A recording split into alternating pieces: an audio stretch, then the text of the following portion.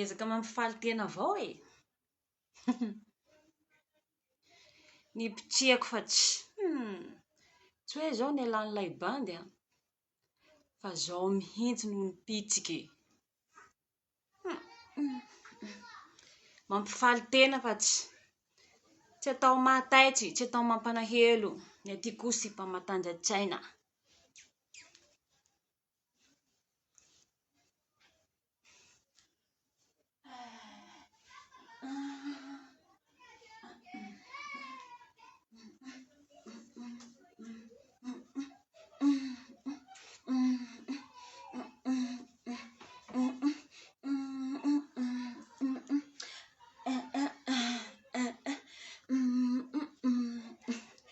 Mampifalifaly tena.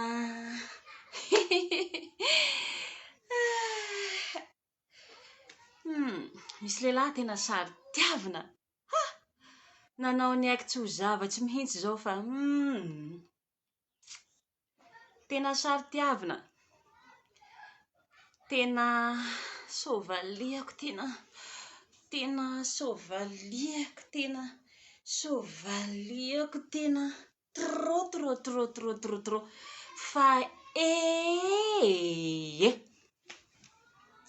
mbo nahita kanala naleha avao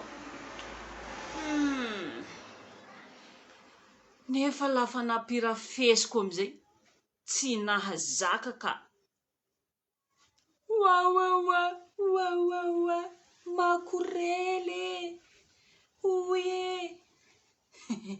Mandehana mitady ampelatsy makorely zay maharary anao maharary ahy ka lafa navaliko anao tsy tantinao.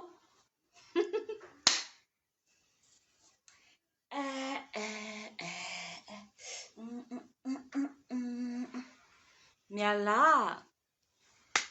zao toujours falifaly avao.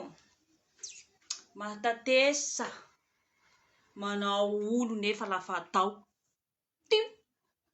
manahaky gisa mikiokiko reny.